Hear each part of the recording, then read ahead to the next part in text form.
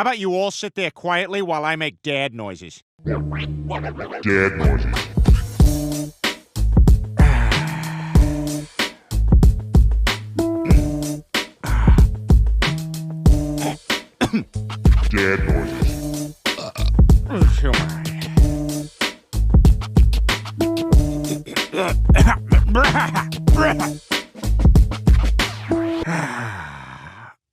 Ran over there and go to the John.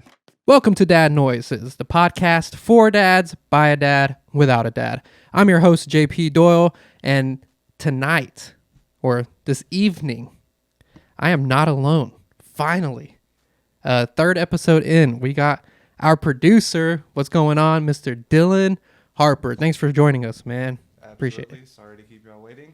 It's all good. I had a lot of things come up, but we are here now, ready to make dad noises as loud as possible. Hopefully the neighbors hear it. Oh, yeah, dude, that sounds sexual. Yeah, so I really appreciate you coming out.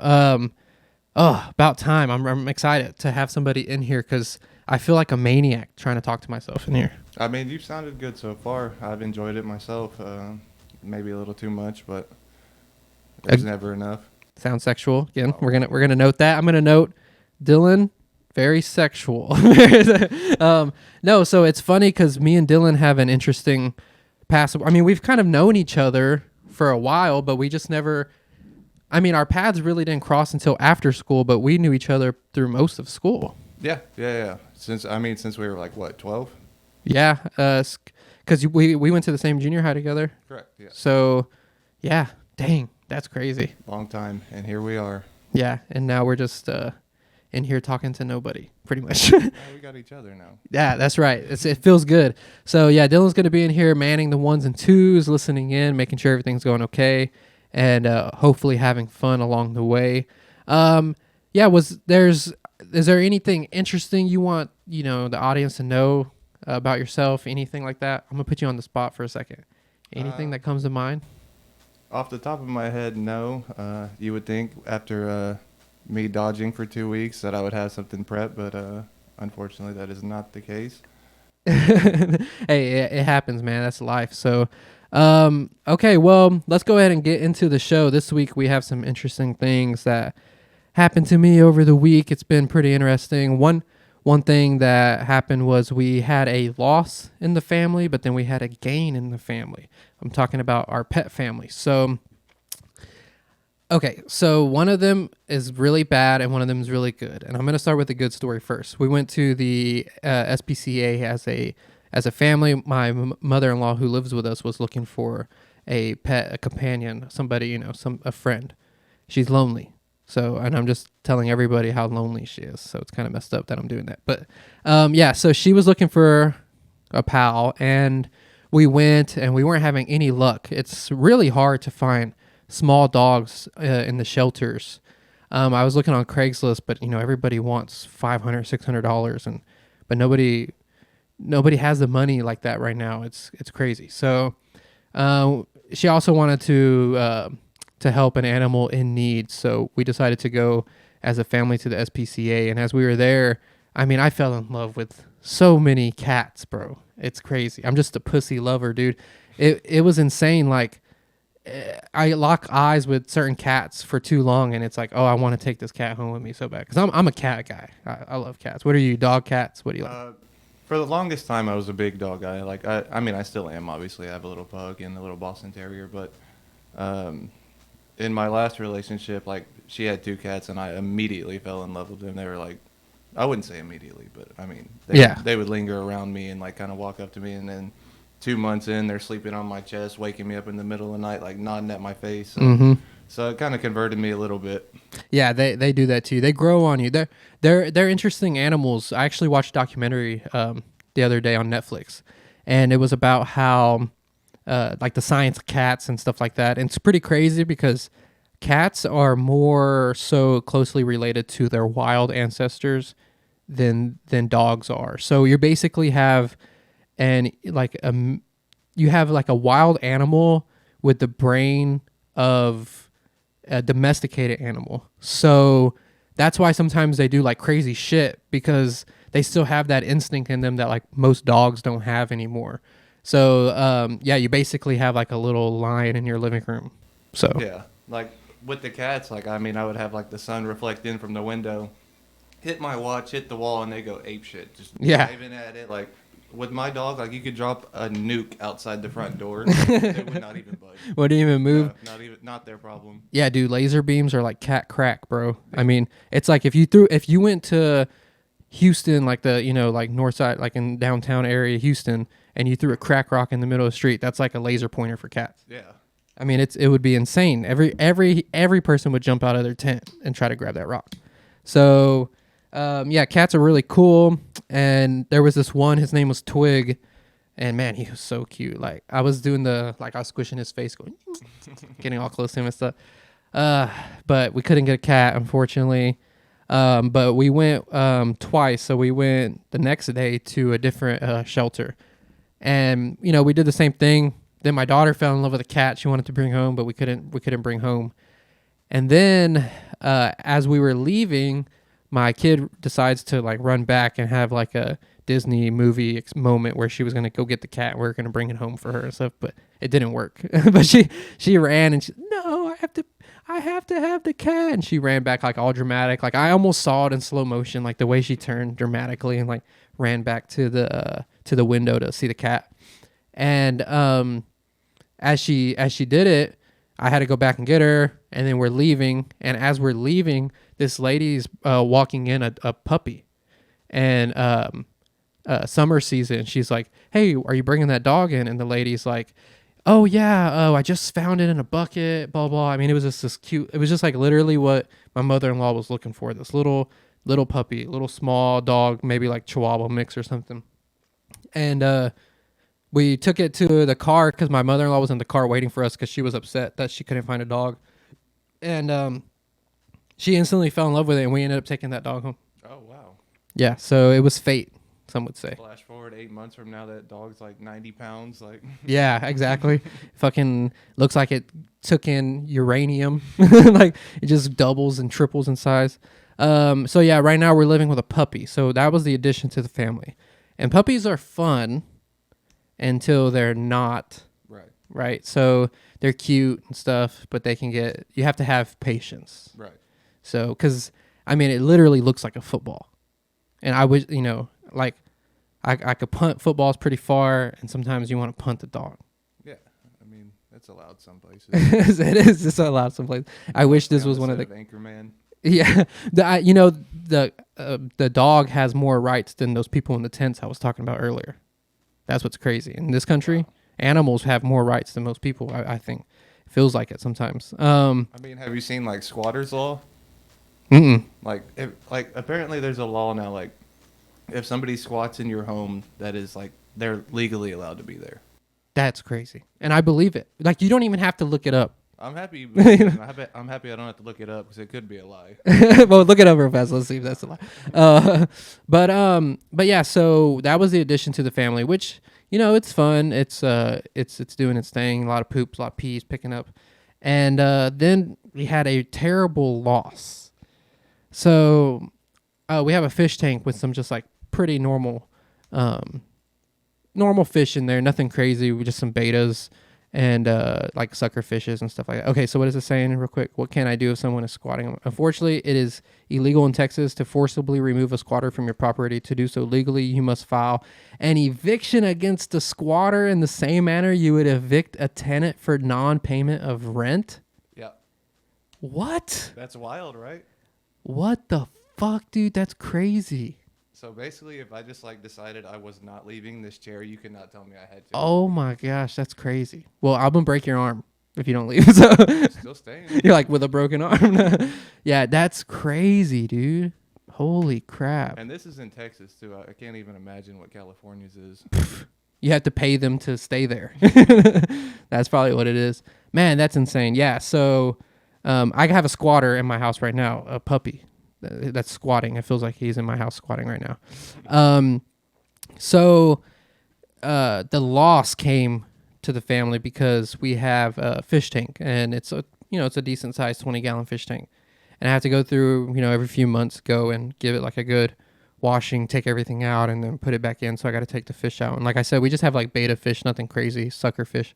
Well, we have this little thing. It's almost like a little snake. It's like this big, and it looks like a little eel, and it's called a loach. And then they help eat like the nasty shit in the tank too. So we got one of those. And it's funny because like we kind of developed a relationship with loach because so there's a filter on the side of the tank, and it has water pouring out over it. So it creates like a little circle, Right. like of water. And I swear, bro, every day at like around the same time in the evening, he gets in that water, and you hear him riding it like he's having fun. You hear like the rocks going, and he's like, and we're like, what the heck? And this fish did this every day. So The fish hamster wheel. pretty much. And so it's kind of like, it makes you feel like, oh, this guy has like his own little personality, it's cute. And so I was cleaning the fish tank. Well, there's one of the things that are in the fish tank is it's like a tree, and the fish can go inside the little tree.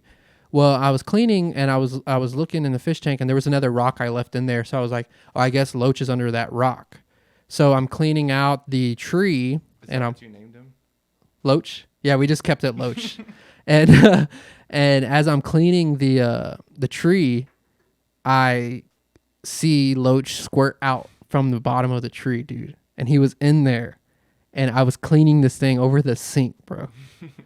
And I see him, and he's like going around the sink, and I'm like, no.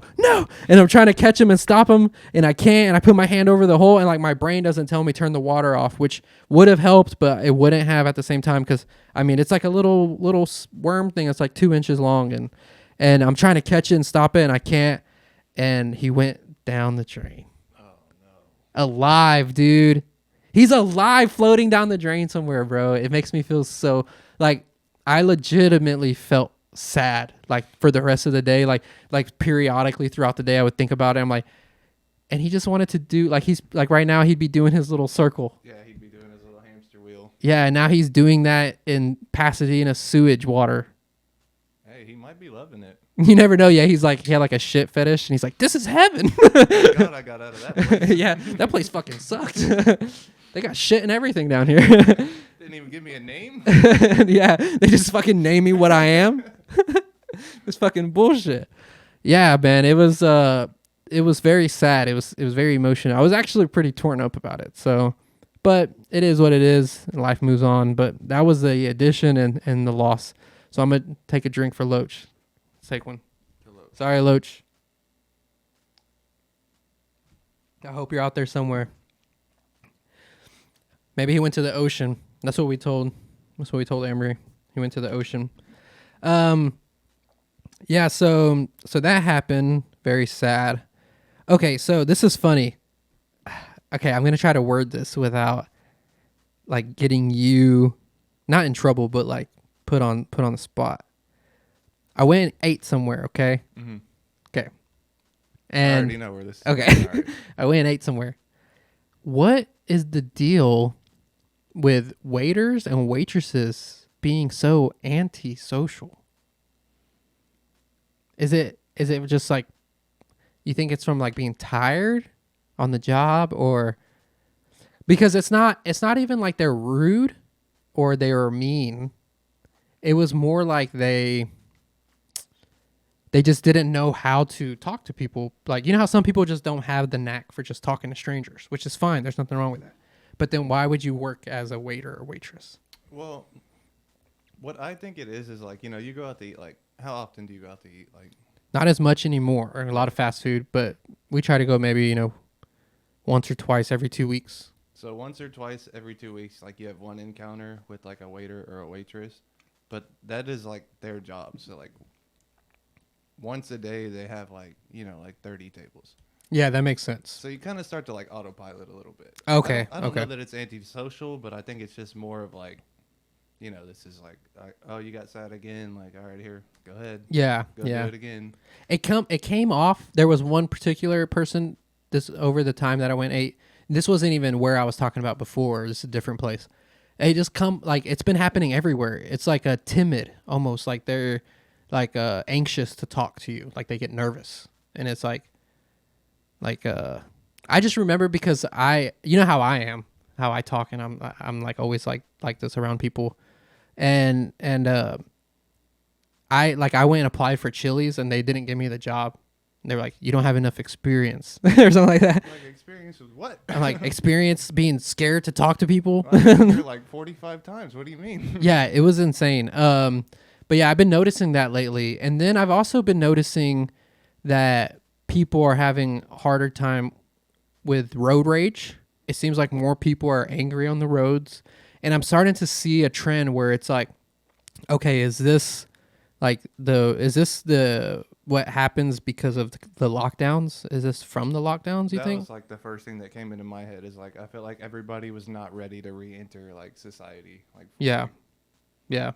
I agree with that, man. I think that it really did something to us. And then I think a lot of people, they melted in more into their electronics and more into the shows and more into their phones and stuff. And man, it's weird because I remember growing up, like there was more family get-togethers. It was more, and then of course there's I have personal stuff where I don't talk to a lot of my family. I felt like I had to cut a lot of people out of my life for different reasons, Yeah.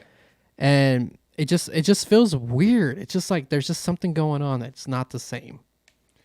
I don't know. I'm quick to blame it on like the pandemic, but like I worked at a barbecue restaurant in like southern Texas. Yeah. So you can imagine what like the clientele was like down there. Like for like a lot of these people, like the world didn't even stop. Yeah, that's true. It was That's like true. they would all come in with their red hats and no mask, even though like we were mid quarantine, so where it was like mandatory, and they were just like, nope, not doing it. And I love freedom. So, I don't know. That's crazy, yeah.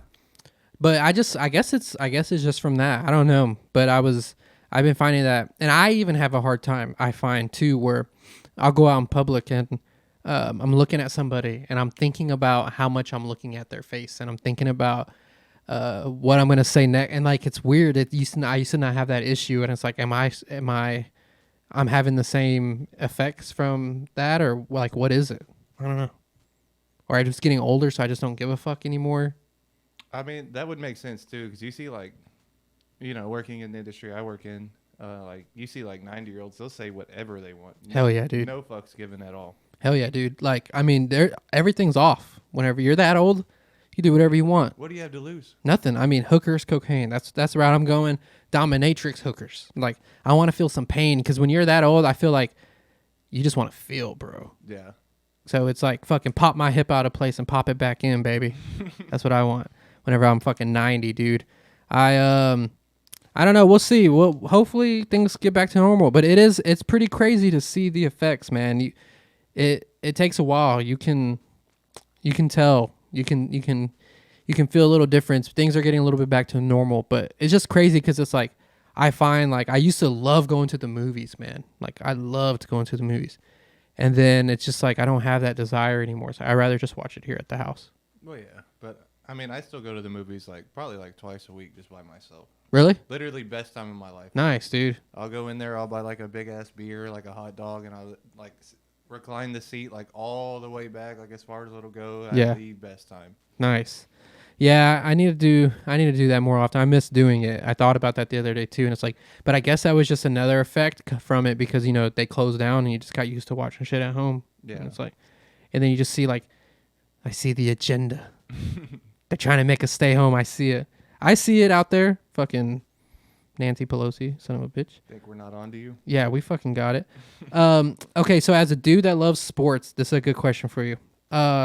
How do you feel about me almost being 30 years old, going out to this field over here by myself the other day and kicking field goals and throwing the ball at the fence I made a little target. You look like Uncle Rico. Yeah, dude. That's Bowling exactly dynamite. that's exactly what it was, man. You had this camera out there, like Yeah, I did. I had my phone camera. I was filming. I have some footage. I wish I could send it to you so you could pull it up. I should have got that loaded up and ready to go. But man, I don't know. It's just like there was just like this urge in me, dude. I was like, I want to go throw a football. I want to go kick a football. I watched this. There's these videos on YouTube of this guy. I don't remember the series, but it's a dude from a magazine, and he goes and he gets training from like professional coaches, and they teach him how to do stuff proper in like 3-day span, and they try to for football, he had to make 5 throws, and it was like, could he make these 5 professional type throws, and like to see what percentage he would get compared to NFL quarterbacks and stuff like that. And he had one like if he could hit a 90 mile per hour fastball and stuff like that. So it was pretty cool. But I was just watching them like show the coaching and like show the fundamentals of them teaching this guy, trying to get him ready in like 2 days. And I was like, oh, and then I went like and applied those things, and I was like trying to do it. And I was filming myself doing it, dude. Just out there by myself, dude. Just trying to recreate like pros versus Joes or what? Yeah, pretty much by myself. And it was just, I was thinking about it, and I was like it was like I had a funny thought on it later, and I was just like, man, I really went and did that. What a waste of time. Like, no one saw me. Like, yeah, no, people were driving by, so they definitely saw me. They're probably like, oh, that's cool, kid out there getting some exercise. Fucking there's the grown. one like super fan of the junior high team. He's like, he was quarterback 15 years ago. Yeah, they know my stats and shit. Yeah, dude. And junior high, you played football in junior high, right? You were a receiver? Mm-hmm. Yeah. Did you played in freshman year? No, I did not. No, okay. So I was 5'4" my freshman year. Now look at you. Yeah, You're like that fucking puppy probably. You're going to fucking sprout literally, up. Yeah. But like the summer after my freshman year, I shot up 8 inches. So I'm 6'2" now and still am. But Dang, dude. I wish I was 8 inches. Yeah, man, it's I don't know what your dick size has to do with your height, but you know, whatever. Just trying to show off or whatever. You're like 8 inches, like okay. I'm at 12, but yeah, so it was fun. I mean, I had a good time, and I got cool videos on my phone, I guess. every now and then I'll take myself like out to the batting cages and like always hype myself up. Like I'm gonna start off like I'm gonna get in there, like it's muscle memory, like I'm gonna go right into the very fast, and they start humming it at like 90. Yeah. Never once came close to touching it. I literally started bunting. Yeah, you start playing fucking, and then you go run and try to take the fucking base. Dodging the other guys hitting it. Oh shit, yeah. But by the end of it, I'm always at like the very slow, like knocking the shit out of it. Like, yeah, I showed y'all. Hell yeah, dude. I mean, you gotta. I think it's important for people to do stuff like that. Like this show, for instance. You know, I have this constant argument in my head almost daily since I've started this show, where I'm like why did I continue to do it? Like I started the show, you know, and it didn't go the way as planned, and it just seemed like the odds were just stacked against the show, and I was just like, why am I doing this? And then I feel ridiculous because I'm a nobody, like, and I'm talking like people want to hear me, and I'm by myself, so it's like I'm so narcissistic that I think people want to listen to some nobody talk. Like, it's insane. Like, and I just had this constant battle like for weeks now since I've started this show, but I do find it's fun to feel like I have something to prepare for, and it's fun to feel like, oh, I need to do this and plan the show and take it serious. And so I think it does a good thing, and the good definitely outweighs the bad. It does, and I mean, it gives you direction, and it also like it shows discipline within yourself because nobody's like forcing you to do this. Yeah, yeah. So like the fact that you hold yourself accountable is like a good thing. Yeah, that's true. That's a good point. You need to do like batting cages. You need to go do stuff like that to get out of it. So hopefully the show is that for you too, man. I mean, it's fun. Doing podcasts is fun. We know. So okay, so how we met is kind of ironic because we're on the show together now, but we met through my old co-host Nick, which I did the show Not Today Satan, and Dylan's friends with Nick. He's been friends with him since what? I mean, since like freshman year, so shit, like 14 years. Yeah, so I mean, he's been friends with him for a very long time, and I don't know. We hung out because we went to Austin, where Nick lives now, to do comedy, and you were there. We were there for his birthday weekend, and you and me, I felt like we had like a lot of like fun bits. Like we were doing bits back and forth. It was Literally, weird. Like for me, I'll just say that like I was like overdoing the bits a little bit. Like Yeah. But it was fun, dude. You're making me laugh. Like Yeah. I was making myself laugh, and you seem to be enjoying it. yeah. So it was, and then we discussed how, you know, I learned that you had an interest in podcasting. So I was like, man, let me hit him up and see if he wants to do it. So, but I think it's important to do stuff like that. But then at the same time, it's pretty ridiculous that I'm out there. You know, I already go to the gym and work out 6 to 7 times a week. And on top of that, I just have this like childlike desire to still play sports and do stuff like that. I don't know what it is. Yeah, I tried like the whole like slow pitch softball thing. It was not for me. Not fun. No, I mean, it was fun, but like everybody out there takes it so seriously. That it does not make sense to me. Like, yeah. There's no scouts out here. Right. Nobody's looking to draft us. Like, Yeah. What do you? it's a beer league. We're just drinking beer and playing softball. Like, have a good time. And I remember there was one time like I hit a ground ball, and I'm actually guilty of taking it too seriously too. Like, I hit a ground ball like in between third and short, and I'm hauling ass to first. Yeah. And I was out, but the umpire called me safe. And literally, like, their entire outfield, infield, everything, like, came in and started arguing with the umpire. I was like, dude, I'll go sit down. Yeah. I could be out. Yeah. It's not a big deal. I don't That's really want to run crazy. the bases anyway. That's like those parents you see at kids' games and stuff, and they take it super serious. And, you see them cussing at the coach and stuff. It's like, never, never, never. I would never do that. That was kind of like the thing. I was doing jujitsu, and I did it steady for like a year and a half straight. Like, I was there at least twice a week for the most part. And man, I went and did a competition thinking like I wanted to do comps. Like, I was like, oh, this is what I want to do. I want to do some competitions. And dude, that pressure, bro, it was not fun. It was not fun. It was not me. It's like, that's just not what I like to do. Like, I have fun doing this, and I love the sport, and I still plan on training. It's just the drive's kind of hard for me right now. But man, that pressure of that competition fucked me. It fucked my brain up with it because it made me feel like I don't want to experience that type of. I was so nervous, dude. I was having panic attacks and shit. So. And plus, if you lose, you also just got your ass whipped. Yeah, in front of my family. I had like family and friends there, dude. There. Yeah, man, and they're like. There's a part of you like you feel like they're, no matter how much they love you, they're kind of embarrassed, right? like you don't want to share. Like, my wife's like, that dude fucks me, and he just got choked out like that. What the fuck? I went 3-1 though, so that was cool. Well, there you go. I lost my first match, but yeah, it was so intense. So it's like I don't need that level of intensity. Imagine losing your fight, and then your daughter comes in and just takes the super dad thing down. Yeah, she just pulls it down. She's Just like, rips the super part she off. just cuts the cord with scissors. She leaves it up. It just doesn't turn on anymore. Yeah, man. It's funny you say that because in the video, there's a video of the matches on YouTube, and in the video you can hear her going like, "Yeah, daddy, yeah." She's going crazy, and then she's like, whenever I lost, she was like, her heart was just smashed. Like, there's no way her dad just lost. Some other grown man just took his back and choked him. Oh my god, dude. I mean, she had two moms in that moment. Oh no. It was terrible. That I still will be driving in my car and play that thought in my head of me tapping to that first match. Like, I won 3 matches, bro. I went 3-0 after that match, and that's the one that I remember. It drives me nuts, dude. It haunts me. And I followed the guy on Instagram, like we kind of like we followed each other on Instagram afterwards, and I see him and I'm like, damn it, I want that back so bad. Just look for any reason to like start beef with him. Like, Yeah, just like anything. He just posts like he hasn't like thought about that fight in years. yeah, exactly. He like forgot who I am, and it's like eating at me, and then you just see me like drunk in my apartment by myself. Like, I got a divorce and cheated on my wife and everything like that. I left and fucking became an alcoholic all because this jiu-jitsu match I lost. Shit, dude. That's how I feel. That's how I feel on the inside. Let's see what else we got going here. What else we got popping?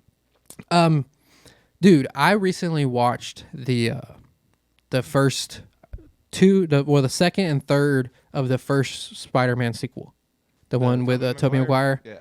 Dude, those movies fucking rock, bro. I don't care what anybody says. They were good, yeah. Have you rewatched them since being like older? No, I haven't rewatched those, and I never really even watched like the Andrew Garfield ones. But. Yeah, those were pretty good too, dude. I mean, because I was sitting there and watching the scenes where he's fucking going through the city, just fucking, and like I could feel my heart pumping like a little kid. Yeah, we were kids when that came out. That was the coolest shit ever. Dude, I wanted to be Spider-Man so fucking bad. I mean, I remember my friend used to have this trampoline, and he lived behind a storage facility. So the storage facility had like a giant wall, and it was like, I mean, it was like a 12-foot wall to keep people out or whatever. And I mean, it was in like South Houston, so like keep all Mexican people out. And you got to make the walls really high for them, right? So it was like a really tall wall, and we would climb it as kids and jump off of it onto the trampoline to do like Spider-Man tricks and stuff. And now I think about it, it's like, dude, if I caught my kid doing that, I would go insane. Yeah.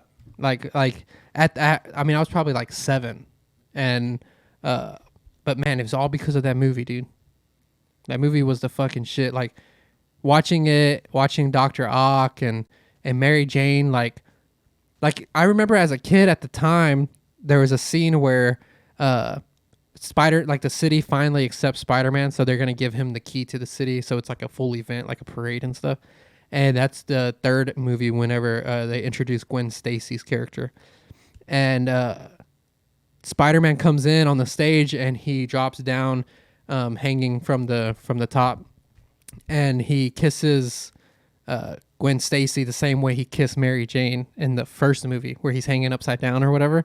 So then Mary Jane gets pissed. But I remember being a kid thinking like, well, bitch, he's Spider-Man. He kisses whoever the fuck he wants. Yeah, that's his right. That's his right, dude. He fucking saves you on a constant, and then like he can't just get a little play on the side. You know, he's just trying to get up in a little bit of Gwen Stacy. Like it just, and then now as an adult, I see Mary Jane's side. I'm like, oh, that was pretty fucked up. Yeah. So, but that movie gets me pumped, and it was cool because Emery was watching it, and she shared the same, like, whoa, this is so cool. And, you know, she loves, which is cool that she likes Spider-Man and stuff, like, you know, being a girl, but, which it doesn't matter. Okay, whatever. And she's not even a girl. I don't even know if she's a girl yet. She hasn't told me. No, she hasn't figured it out yet. She hasn't figured it out. I'm just waiting for the day. I'm praying she's a lesbian, dude. So that way I don't have to worry about any dudes. Easiest route. Like, God, dude, you don't drink to that, bro. Drink to that. All right, you're not going to notice that we came back, but we are back. We just had a little technical issue. Yeah, so we were talking about the Spider-Man movies. Did you watch the new one that came out when they had Tobey Maguire and Andrew Garfield? oh yeah. Yeah, that was cool. That was really cool when they did that. So Yeah, I went and saw that one in theaters, and I literally, like, even though, like I said, I hadn't really watched the Andrew Garfield ones, like I actually cried. Like, really, whenever wait, on which part though? just like when Trying they to all remember. showed up, like on the rooftop. Oh yeah. You cried? I did. That's beautiful, dude. I mean, it wasn't like an uncontrollable sob, but it was like Yeah, you felt it in your throat, and it was one tear. my ex at the time like looked at me. I was like, this. She's like, I'm not sucking that dick tonight, dude. I can't. You can't suck the dick of a dude that's crying during Spider-Man. I mean, you can. You can. You're like, you If can. you want to. You can check out my web blaster. But yeah, so that was great. That was a fun trip down memory lane. I just didn't realize how much those movies meant to me till I was watching them the other day. I was like, damn, like I remember that scene. And like there's a scene where he's swinging through the city, and I think somebody like robbed a bank or something. He was chasing them, and he like goes through like an 18-wheeler, like or like a truck, some type of dump truck or something. But he goes through where the back of the truck and like whatever it is, the container meet, and he like goes, and I just saw that, and I like remembered it, and it literally gave me chills, dude, because I remembered it as a kid. I was like, dude, what, you're gonna see me out there at the park like filming Spider-Man videos, like climbing the fence and stuff, dude. I have a sick Spider-Man costume, so you never know. Do you really? Yeah, because we did a Spider-Man one year for for Halloween. So it's pretty cool. It's like you know those morph suits that like form your whole body. It's like that, but Spider-Man, and it looks like Spider-Man. Okay. Yeah. So, and I got the physique of a teenage boy. Well, good for you. You've earned it. I've earned it. I have. Okay, so I had this thought earlier today, because I don't know about you, but I'm a grower. Like whenever, and I know this is a hard segue from Spider-Man to talking about this, but that's how I do things on this show. And I thought about it. I was like, but that, you know, people make fun of growers in the sense like it's funny, you know, your dick's small until it's excited, it's hilarious because it's really small.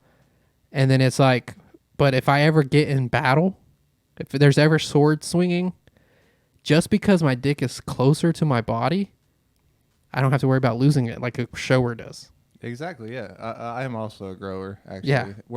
I don't like the term grower. It's more of like I'm more of like a call to action. There you go. Like I had something and I lost it. Like, I'm a reserve. Like, if you need me, I'm there. I'm a reserve. If you need, if I'll be chilling over there in the back if you need me. Yeah, that's me. And I was thinking about it, and I was like, I mean, that's great to know because I mean, if I'm running, my stuff is inside of me. Yeah. I mean, it's like a mangina. It's like not even there. Like doing jujitsu, like I hardly ever got hit in the nuts. Like it just never happened that often. Like people complain it. Like it would ask me if you get hit in the nuts. So like, actually, you know, it doesn't happen as often as you think it is. It does. So, but I guess that's just me. But yeah, I mean, it comes in handy if I ever have to run really fast or sprint or take off. I know that my sack and my genital area is gonna just. Yeah, you just flex really hard and it goes up in. Yeah, instantly. They need like a button you push and it like pulls it in so you can get ready.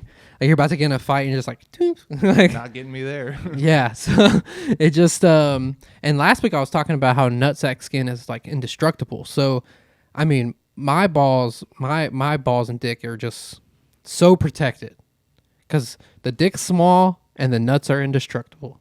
Yeah, I mean, you got all your bases covered there. Everything is covered, dude.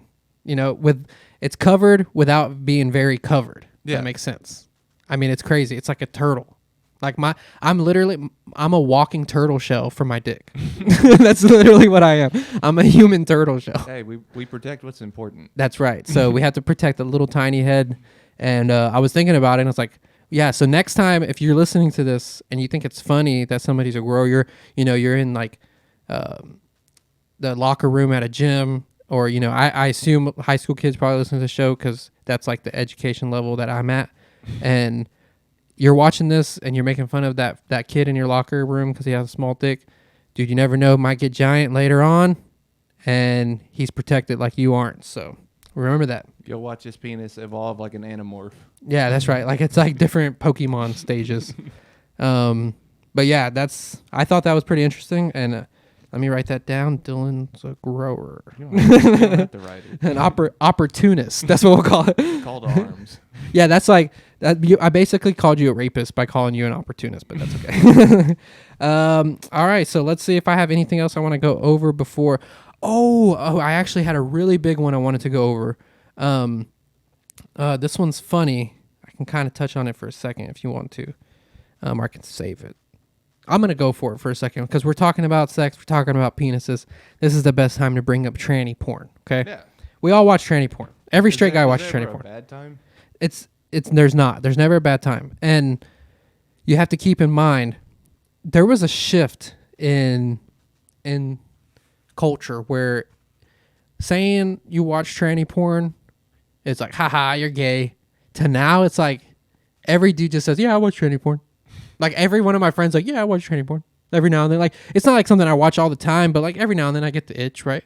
I want to see a dick flopping up and down while it has a beautiful face and titties. I mean, Can't tell you why. Up, like, it doesn't hurt you to not click on it. Yeah, exactly. And you learn a little bit about yourself. You learn a little bit about the world that we live in. So it's just helpful all around. Okay. Like if you put on the tranny porn and you feel like your little dickhead like poke out of the gooch a little bit, like, out of the shell.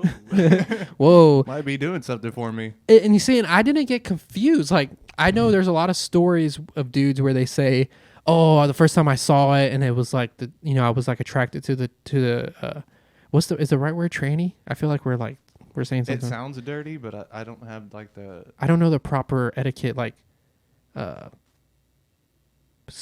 posed female with male genital. I don't know what's the right thing.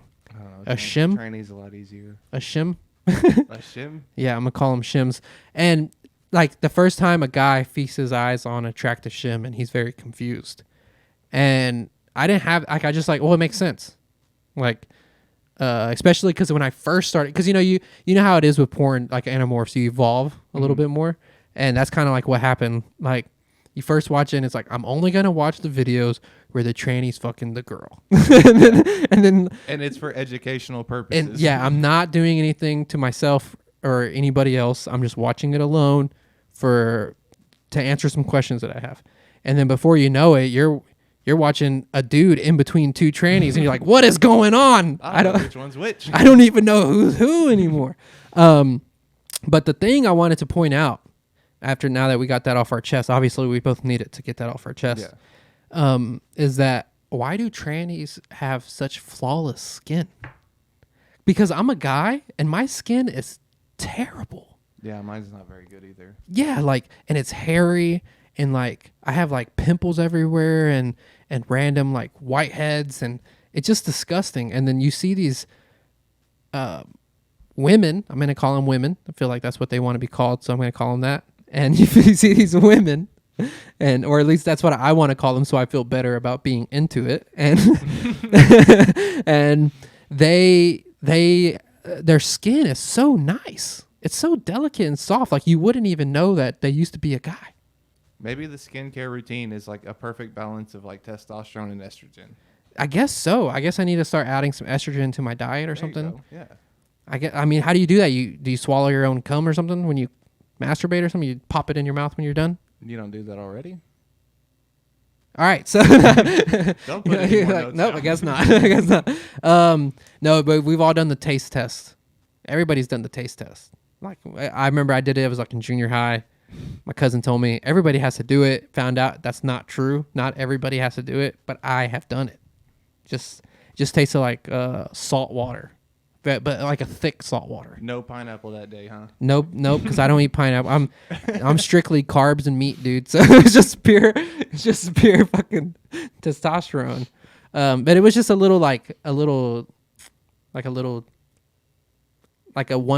kitten licking like a bowl of milk, just a small, very. So it wasn't much, but yeah. So I don't understand the skincare routine. I need to learn it. I need to understand it. So if you know anybody that understands why women with penises, I'm learning, have great skin, let me know. I mean, I'll look into it. You're like, I'll look into it. Well, if any listeners out there have any information on that, I would like to know, because what is it, Neutrogena? I don't know what it is. Proactive. It's insane. Somebody educate us. Please educate us, please. And are we using the right terminology? Because I'm pretty sure we're not. So did you watch Kanye on Alex Jones? I didn't watch the whole thing. I saw like the snippet, which is like all you needed to see. Yeah. Can you pull that up for us real fast? It's pretty interesting. I listened to it with the purpose. Well, I listened to it. I would have listened to it even if I wasn't doing it for this purpose.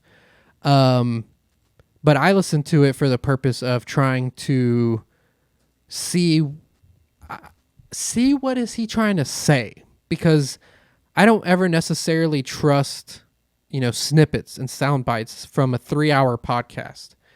And then it's like, well, what he said, listening to it on the show in full context was really not better. So it's pretty interesting. You want to do this one?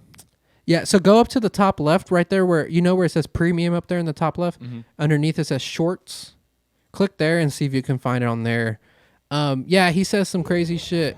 Yeah, pause that video right there.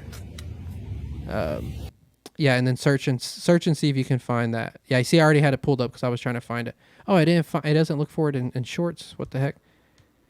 Basically what he says is that he loves Hitler and that he doesn't see anything, like he doesn't see the reason why you have to always put down Nazis because they did some good for the world and blah, blah, blah, blah, blah. And I'm starting to get to the point. There we go. Click on that one. Let's see what it. That's right. You're not Hitler. You're not a Nazi. You don't deserve to be called that and demonized. Well, I see good things about Hitler also. The Jew, I love everyone. I'm done with the classifications. Every human being has something of value that they brought to the table, especially Hitler. A masked Kanye West praised Adolf Hitler to InfoWars. Mute the audio. And yet another sickening twist in the embattled. Ye appeared on the show alongside Nick Fuentes, a Holocaust denier. Earlier this week, Ye walked out of an interview with podcaster Tim Pool. I saw that as well, after being pushed on previous anti-Semitic conspiracies alleging Jewish control of the news media. Okay, so I watched a Tim Pool one. Okay, let me try to. This is gonna be crazy. Let me try to tell you Kanye's point of view. Okay, And I'm not defending Kanye whatsoever. So please, I bank with a credit union. Don't cancel my bank. Okay, so he's coming at it from like he's trying to come at it from like a purist Christian point of view because he's very like religious now. And his whole thing is, I love everybody. Right. If you're a Nazi, if you're a Jew, blah, blah, blah, blah, blah, I love you. And he even says he loves Zionists, which Zionists are basically like white supremacists, but for Jews. So they believe the Jewish people are supreme. And he even says he loves Zionists. So the people that he's like attacking and hating, he says he loves them because he's trying to come at it from like a Christian perspective. Yeah, like Jesus would have forgiven them. Right. You know, you love the sinner, not the sin. That's like his point of view. But then on the flip, he's come like the things he says, they're so charged and he's not. But what he's what he's saying he's getting tired of is being painted as an anti-Semite. So he's like, I'm just going to be an anti-Semite because you're already painting me as that. So it's almost like when he even says these things, it's like, I don't know how much he means it. And he's supposedly not trying to say it's the whole Jewish people as a whole. It's just the people in power, I don't even know if I could say this. We're going to say the JM, the Jewish media. And I mean, I'm just going to cancel this from the start so that way we can't be canceled, Dylan. Yeah. Okay, that's the goal here. Only up from here. Yeah. So his point of view is such. But you can't say things like, I love Hitler, and basically saying like some of the things he did was good. Because he said like, he made highways and he made the microphone I'm using. So, you know, if it wasn't for him, I wouldn't even be a rapper. And it's almost like it's just glorifying him. And that's where the issue comes in, because you have to keep in mind the Jewish people are a very small percentage of people. And it's, you know, the percentage of Jewish people in the world is super small. It's not very much. And they run everything. No, I'm just kidding. So yeah, they do. But he's getting tired of them taking advantage of. He like one of the things he said was like they've been taking advantage of black people forever, and like using their money, their music to push propaganda and stuff like that. That's like his whole thing. I'm not saying he's 100% accurate. Of course, there's just something I've learned as an adult is there's gray area in everything. There's so much gray area. It's never one way or the other. So once you start having that type of thought pattern, it's just a quick roll down a hill of bullshit that you're going to just always spark up and say, because you can't, nothing is one way or the other. And that's kind of the way he's treating it. And I think that's why it's coming off that way. And I think then there's part of me that's like, is this an agenda he's pushing? He's actually involved with like a psyop. This is a psyop, and he's trying to like do something. Like the powers that be are trying to use him and manipulate the situation to get him to cause controversy for some reason and stuff. It's just like, what is going on? Because I mean, he does not give a fuck. It would make sense to me that like he doesn't want to be saying the things he's saying, considering he went to this interview with the fucking entire like mask over his face. Like, yeah, that was his whole thing. He didn't want to give them that. And like I've never been a Kanye fan. I'm not like a big rap fan anyways, but I mean I listen to rap music, but like I don't listen to it anymore. So, and I never got into Kanye West or anything like that, and I'm definitely not saying what he's saying is okay. I think that he needs to learn how to speak better, which is weird because he's a rapper, so he speaks for a living. Actually, he speaks so good that he makes millions off of it. Yeah. So it's weird that he can't figure out how to fucking word this. But then also I can see where he's coming from, where he's so frustrated that he's been called something for so long. So he's like, fuck it, I guess I am that. And then also he's clearly having a mental break issue. Like we know that he has bipolar. This is obviously like a manic state. As somebody that suffers with like a smaller form of bipolar, I'm called cyclothymic. So I have like mood swings, but like faster. Let me break down bipolar to people, because maybe this will give light to the disorder, to the situation. So a person that's bipolar 1, they have extreme lows where like they don't want to get out of bed. You know, they they think about suicide, blah, blah, blah. It's like pure depression. And then they have extreme highs where to the point sometimes they're schizophrenic and they're seeing shit and shit's telling them to say stuff. And then sometimes it's not that extreme, but the best way I can describe it, because I've had some crazy moments where I was like that. Like I drove to North Carolina on a whim to film a documentary. It was insane. And like I've done crazy shit where I spent thousands of dollars on something. Like it's just like these manic phases. And I never have had one that high. And I couldn't imagine it, because in those moments you feel larger than life. So it feels right. It doesn't feel wrong. Everything's just like impulse. Yeah. And you just feel like on top of the world. You feel like you can do everything, almost like a God complex. And I don't have it that extreme, so I couldn't imagine it. Bipolar 2 is where you have manic phases, but they're not so high, and then you have really deep lows. So I thought I had that at first, and then I realized after like going and talking to a psychiatrist and stuff, I realized that I don't have that. It's actually a third tier. It's called cyclothymic, and basically like I'll have like and it's almost like a pattern where it's like the same days of the week, and I'll be like on top of the world for 2 or 3 days, and then I'll be like hate myself and like everything I do, or like, and I see it in the podcast where like when I'm editing at certain times, and it's crazy. So I couldn't imagine going through the more extreme version of that. It would be really tough. So I'm not giving him any breaks, but nobody's saying that because he's famous. He has money. So it's like, who gives a fuck about this guy? He has money. Who cares? And it's like, yeah, but money doesn't solve those issues. I tell people all the time in my personal life, like for the last 5 years, this is probably the happiest I've ever been in my life, because I just figured some shit out. I got over some shit. I forgave my parents. I did all that shit like that.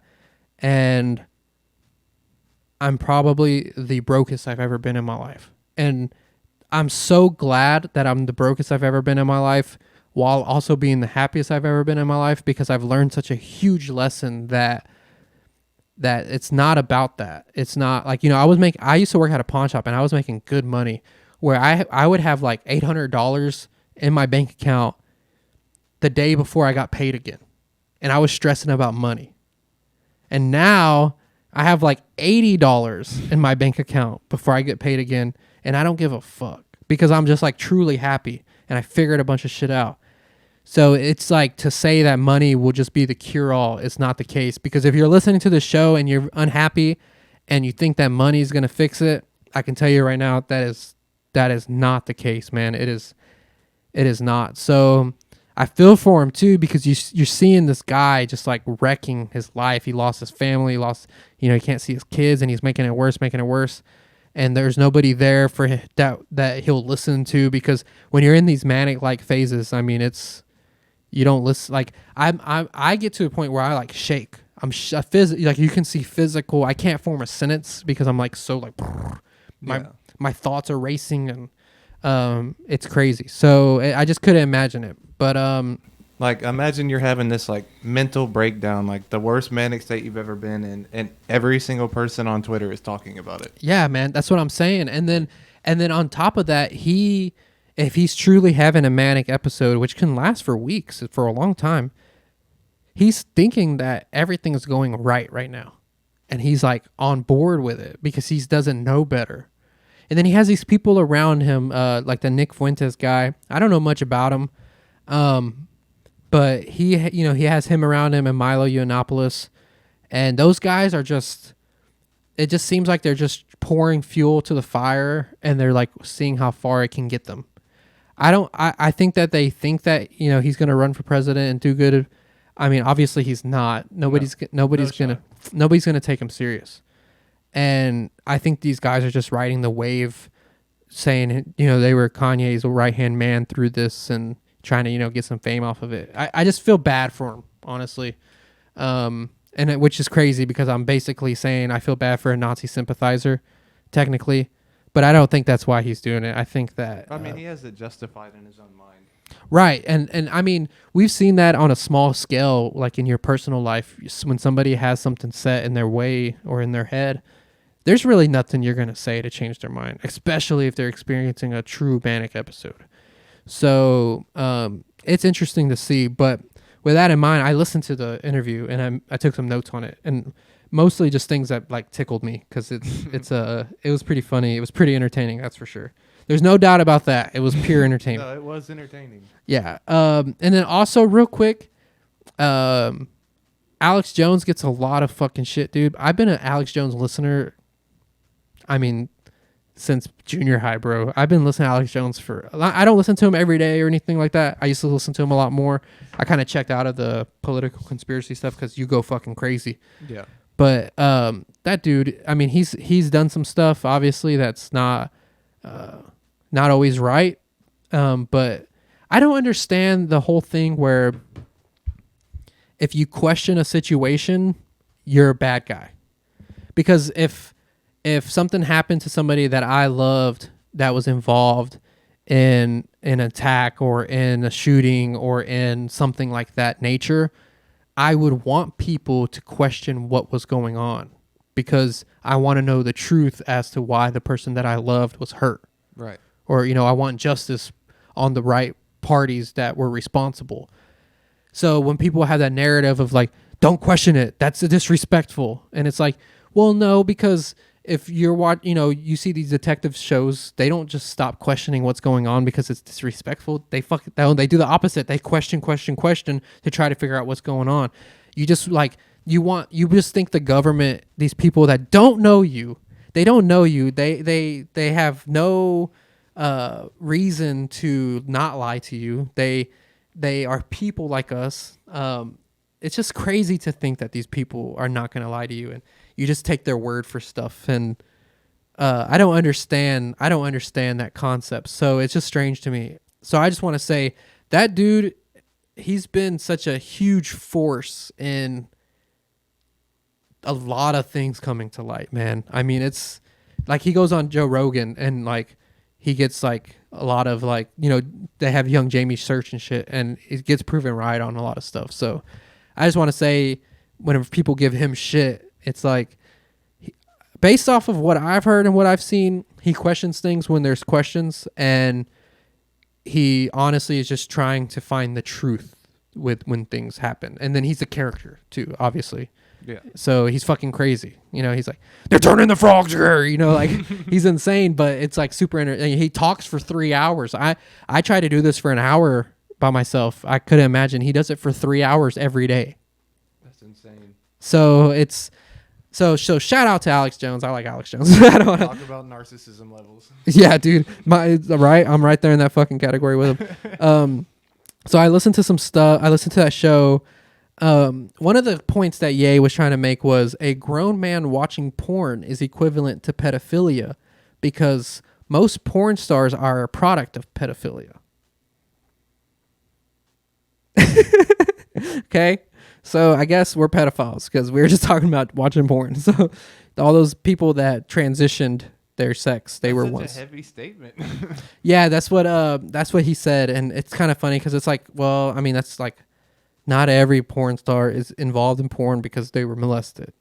Maybe 80%, but not all of them. Okay, don't make me feel terrible, right? Yeah, come on, man. Let me have one thing. Yes, dude. I'm just like, what am I hurting? It's 2 a.m. Everybody's asleep. I'm busting a nut so I can go to sleep. What is it hurting? I don't understand. So that was pretty funny. He was talking about God and the Bible a lot. Like it was very religious heavy talk. And that suit he was wearing is a gimp suit. Yeah. So that's what I assumed. I just didn't want to say it and not be right. Yeah. So he's wearing a gimp suit talking about God and the Bible, which was kind of ironic.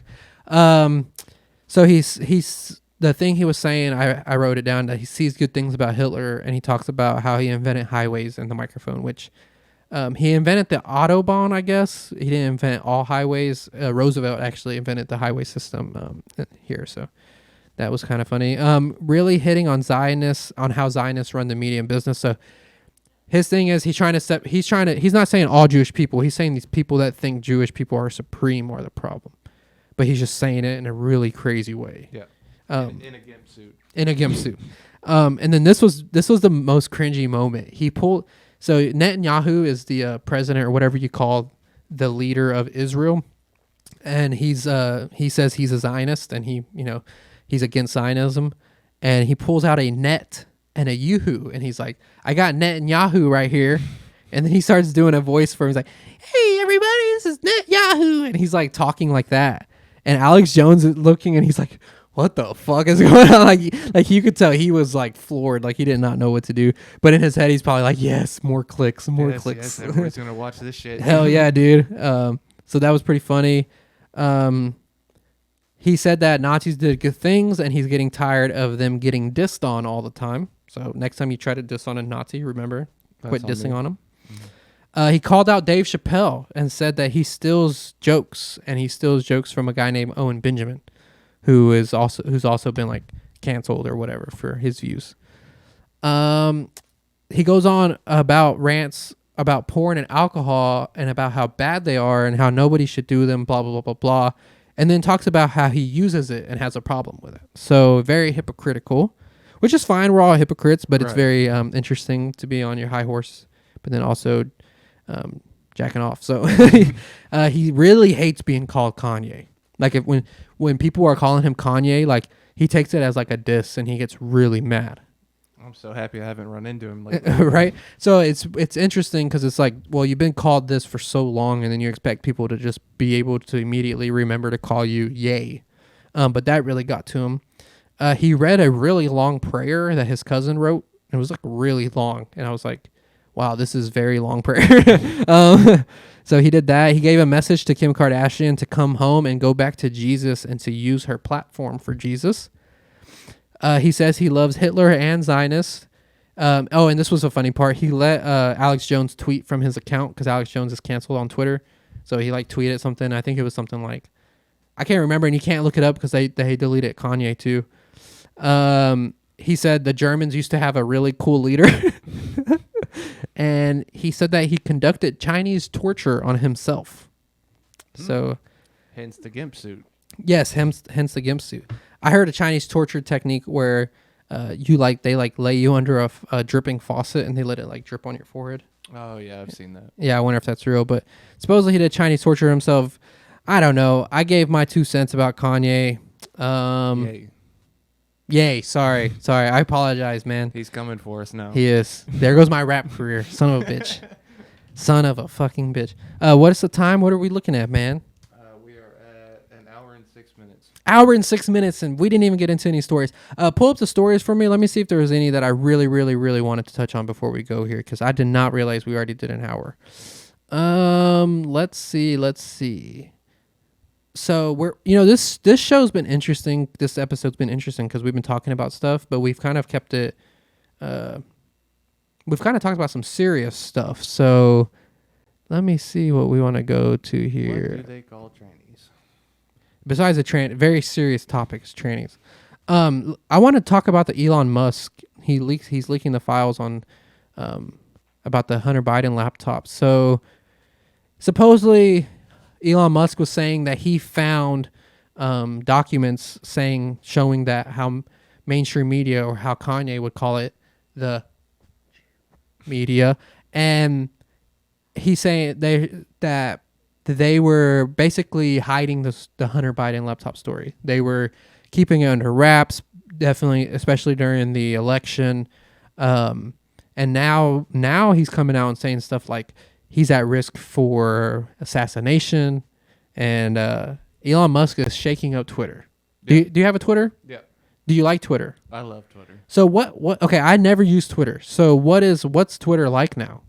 Dude, it's kind of like backwards. Like, Really? so Elon took it over, and so there was like a verification system to where, like, if you were a celebrity or somebody of like note, like, you would have a blue check mark next to your name. Yeah. And one of the first things he did is he got rid of that, and then within a week gave it back because, like, obviously, like, people were just like making accounts under like names of like people of note, Right. and just saying whatever they wanted, so everybody was just fucking confused. So now he brought that back, and he's kind of like reverting it back to what it used to be, and pretty much how it was supposed to be. And he said that he wanted it to be like mostly about free speech, Okay, so I did hear that people that were posing as people were deleted. Yeah. So I heard like because there was some people that did it as a joke and then he deleted them off of the account, off the website. So I also heard that there was like shadow banning, like they saw that people were being shadow banned. So all this stuff is coming to light. It's pretty interesting though, this Hunter Biden stuff. It's shit we already know, but then you see it coming to light and you're like, finally. But then it's like, is there justice going to be served? No. I mean, what are they? They're not doing anything. Look, man, I don't even give a fuck anymore. I'll say it like flat out. When Trump ran, like I'm not like a crazy Trumper, but I definitely voted for him, and I definitely liked the way the country was going during that time. But if this was a Trump kid, dude, it would be everywhere. I mean, I would be getting fucking ads about the story in my dreams. They would literally inception my ass and show me stories about Trump, son, cracking, fucking jacking off with a hooker's feet, smoking crack cocaine on. I don't know if you saw the videos, but that's literally what he's doing. I've seen the videos. It's crazy. And you don't hear anything about it. And you don't even hear anything about it. Let's take out the Republicans, Democrats, everything. You take out imagine this world didn't even exist like that. It was just like a normal world. This story would still be huge. Yeah. It's the president's son filming himself smoking crack. And I mean, he's literally a Houston homeless tent person that I was talking about earlier. Like we keep circling back to the crackheads in Houston. It's insane, and like you just don't hear anything about it. It was just barely. I mean, I had to like look for the videos to find them to watch them, and I almost did. I always try to take everything at face value, and I saw it. I was like, I'm sure there's videos of him doing this stuff, whatever. And then I watch him like, holy shit! Like you see him stroking had a piece on him. We'll give him that. Good for him. If I had a soundboard, I would drop an air horn right there. I mean, definitely working good with a piece. So it makes me know that Joe Biden, good for him. He's probably hung as well. Yeah, and and that's another thing too is like you see this guy, Joe Biden, literally falling apart. I mean, look, I'm not gonna like praise Trump because he does and says a lot of fucking shit that I'm like, I can't believe he said that. I can't support that like that. Like I wish there was somebody that was trying to push what he was trying to do without the retardedness. Unfortunately, that was the best retard we had, so I had to go for that. But I mean, this guy, Joe Biden is not even. It's not even that he's a liar because he is a huge liar, and so is Trump. But he's a huge liar too, and it's not even that he's retarded and he says crazy shit. It's the dude is literally like Kanye. He's having a mental capacity issue. And it seems like disassociated. Like, yeah, I mean, he's not even. Sometimes I don't even know if he knows what year it is. I mean, I've seen some videos where he goes to shake somebody's hand that's not there, and he. Oh yeah, where he turned like this and then no one there. Exactly, and he walks off like the stage, and you could tell he has no idea where to go, and it's almost like you're torturing this dude. Like they're almost torturing him. He needs to be sitting somewhere in a recliner, watching fucking Game Show Network, and you screaming whammy whammy don't stop. That's a shout out to old game show. But it doesn't make any sense how these things are just going so ignored, and it feels like it. Sometimes I just look at it, I'm like, we just live in a computer, dude. This is just a computer. We live in a South Park episode. I mean, it literally fucking feels like that sometimes. So it's like Trey Parker and Matt Stone wrote this shit. Like they wrote my life, and they wrote me throwing the football about myself, filming myself. I mean, what am I doing? I'm just as crazy as Joe Biden and Kanye, dude. Like that's what I'm learning here on this show. I don't have a big ass magnifying glass on me. Yeah, exactly. But I don't know. It's just crazy. So I'm interested in seeing what else comes out about this. But then at the same time, it's like a lot of things I feel like I already knew. So then it's like, what's the point of even learning about it? I don't know. But But yeah, you know what? We're gonna save. We'll go ahead and we'll call the show. We did some talking, man. It was fun. It was good having you in. I hope you had a good time. Yeah. I mean, that's how it happens. But we're going to be doing, hopefully, an interview with somebody else that will be added to the show. If you don't see it on this episode, we weren't able to do the interview. But if you do see it, make sure you stick around for that. Please, I haven't said this on any of the episodes, but if you like the show and you enjoy it, subscribe. If you don't, it's fine. Leave a hateful comment. Dude, I practice stoicism. You know what stoicism is? Mm-mm. So stoicism is a ancient Greek philosophy where you basically you don't let anything bother you that you can't control. And I've really tried to learn this. Dude, I used to be an angry, crazy person. Like, not too long ago, there was one time I was coming out of the gym and this guy looked at me weird. And I was like, what the fuck are you looking? And like, I almost got in a fight with this dude in the parking lot just for looking at each other. He got out of his truck and we like bowed up to each other. I mean, I was probably like in a manic phase too, but like that stuff does not happen to me anymore because I've been like really trying to learn these teachings and stuff. So leave the worst comment you can think, whatever you want to say, you know? Also a thing with this show too is, man, I'm tired of keeping straight laced, keeping my lips shut. You know, I want to say what I want to say. Obviously I'm going to try to be responsible with my words, but also I don't want to feel like scared and timid and hesitant to say stuff. So, if you like that, subscribe to the show. If you like Dylan, remember I wrote it down in the beginning of the show, lots of sexual vibes. So I'm excited, looking forward to that. So if you like Dylan, make sure you subscribe to the show, share it with a friend. If you know somebody that likes podcasts, this is how a cult starts. We are building this together. You literally get the chance to start with a show and you get to see it progress and hopefully get better and better. May not, because I'm pretty terrible, but hopefully it's better and better, and you see it grow and you help it grow and you get to know that you helped it. And then after all of that's done, I'm going to try to fuck your wife, because that's how every cult ends up being. It's all fair. We didn't write the rules. I just followed them. So watch your wife. Yeah. Thanks for listening. As always, subscribe, share the show, and that's it. Peace.